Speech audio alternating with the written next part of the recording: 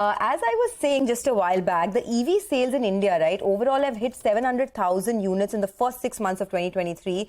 And that's already 70% of what we saw in the previous year, the full year sales. So the ecosystem has improved quite a bit, but the charging infrastructure is something that we are questioning. Jeetender Sharma, who's the managing director and founder at Okinawa Autotech, and Koushik Bhattacharyya, the managing director and head industrials investment banking at Avendus Capital, join in now. Avendus Capital, in fact, put out a very interesting, detailed report on the charging infrastructure across the globe, what China and Europe are doing very well, and how India can sort of catch up. So, Koushik, at the onset, let's just put the numbers on board. Tell us a little bit about how the charging infrastructure has risen in India up until now, and what more is left to be done to meet the the targets that sort of developed countries like the US and Europe are putting out. Sure. So I think in the last 1 year, the public charging infrastructure in India has grown by about 10x. We ended 2021 with about a little over 1,000 chargers. Now we have almost 11,000 chargers. And this is a very small number compared to what we will eventually need when the penetration of EVs is at a steady state. Our guesstimate is that by 2030, when some of the categories would have reached over 50% EV penetration, India would require almost 1 million chargers or slightly higher than that. So there is a lot of distance to cover, and many of the private operators with the support of the government are looking to set up businesses which will cater to this market. Okay, in fact, let's put some numbers to that, right? The number of electric cars per public charger, in United States, it's about 23 electric cars per public charger. In Europe, it's 14 electric cars per public charger. And in India, we have only 7 electric cars per public charger. So, of course, there's lots more work to be done. Samir, I'm going to toss it to you in just a bit, but I want to get Mr. Jeetender Sharma as well, Managing Director and Founder at Okinawa Autotech, into the discussion to get his first comment in. And then I'll head over to Samir. Mr. Sharma, what do you think it would take for us to reach that level, right, that the US, Europe have at the moment? And where do you see the big hurdle at the moment in terms of the charging infrastructure? If you see, like, charging infrastructure is one of the major role play in this EV, we can say, market. Because in the India, the awareness is very important. Everyone thinks about the EV, that if it is a EV vehicle, we need the charging. Because the people perception is like this. It is just like the petrol pump. If you see in India, if you see the petrol pump is numbers is too high in numbers, because geographically India is a very big country, and the penetration of the, whether it's a two-wheeler or the four-wheeler, is in a very deep market, whether it's a tier 2, tier 3 cities also. The people perception is like that. If you have the EV, whether it's a car or the two-wheeler, how they will charge. For this, if you want to really adopt it, so the technology is new. The people want to understand how this technology works. And the EV charging is one of the bigger factors which enhance the market share of the EV across as compared to the IC also.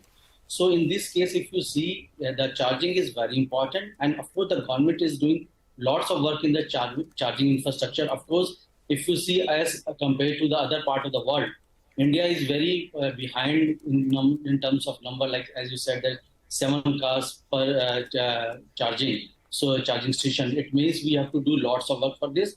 So in this, not even the government, even the aggregators who are working, the private players who are working together with the government, so that they will bring more and more business model in such a way that more charging station will come across geographically in India, in the different part of India, and if it will enhance the market share also.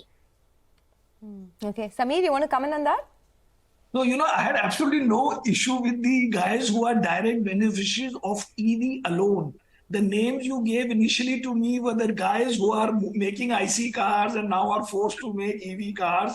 And for them, it's destroying of capital. But obviously, somebody who's a direct beneficiary or supplying only to the EV side or part of the new story of EV, independent of having to switch from IC to this, obviously there'll be big beneficiaries and charging and other things, and anybody associated with them will have good growth over time. So my issue was on a different set of companies. Okay, got it. I just want to add one thing.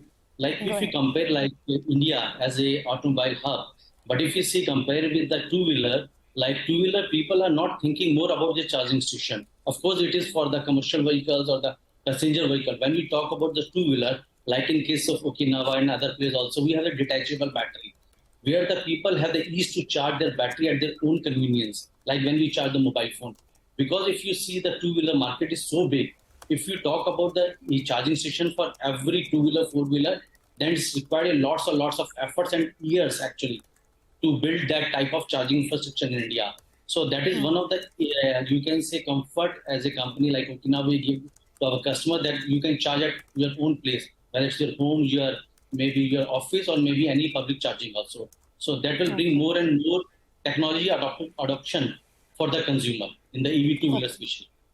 Okay, that's fair enough for the two-wheeler space, but also for the passenger vehicle space. Koushik, I wanted you to come in on this. It's sort of a chicken and egg situation, right? I mean, until you don't have enough EVs, the charging infrastructure becomes, putting more charging infrastructure becomes unviable. And until there's not enough charging infrastructure, people will not go ahead and buy EVs. So what do you think the government should do in order to break this deadlock? Sure. So in India, the number of public chargers that we have is actually, given the current penetration, a fairly healthy number, right? So it actually stacks off better than some of the countries because this is cars per charger. And it's a reflection of the low penetration and not a very robust charging infrastructure. I think as the penetration, the four-wheeler penetration today in India stands at a little over 1%. From an electric vehicle standpoint.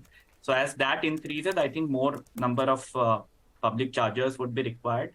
The government is taking an indirect support approach there, apart from putting a small outlay in FAME 2, which is yet to be deployed and to be used up before FY24 kind of concludes. I think the couple of ways in which they can help the charging infrastructure is by making the grid more robust and more green. And secondly, also standardizing some of the charging standards, at a connector level so that there could be an uniform charging infrastructure which could be used by various OEMs. I think those are the two immediate steps that they should be working on. Okay, just one quick question. There are a lot of big deals that have taken place in this EV space, in the charging infrastructure space as well. You know, some of the top players, whether it's Exicom, Tata Power, ABB, Voltec, etc. I just want to understand what is the investment that's required at the moment to set up a charging infrastructure for EVs? Anything that the government can do to sort of make this process easier? And any more deals that you see come through? Mr. Sharma, your view? I think, of course, like all the players who are working on this, so like these are the people who are working as an aggregator for the customer as well as for the OEMs. But in my view, it's not only the responsibility of the government, it's a joint responsibility of all the stakeholders, whether it's a OEM, government, policy maker, and of course the aggregator who is bringing this type of business model on it. Of course, like I think Koushik has rightly said, because we have to make one is most important thing is the commonization of the protocol of the, whether it's a battery protocol or the maybe connector, because which is very important for the public charging station. Because if you have the different type of the, you can say connector, it's very difficult for you to charge at the different public charging stations. So these are the people who are working already on these projects, and I think government is also pushing on it.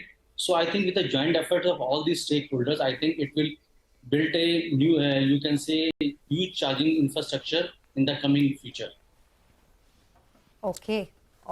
Thank you, gentlemen, for joining in. We've run out of time, not out of questions, but of course, this is a greater discussion for another day. So I'll invite you guys over at another time. Thanks a lot for joining in.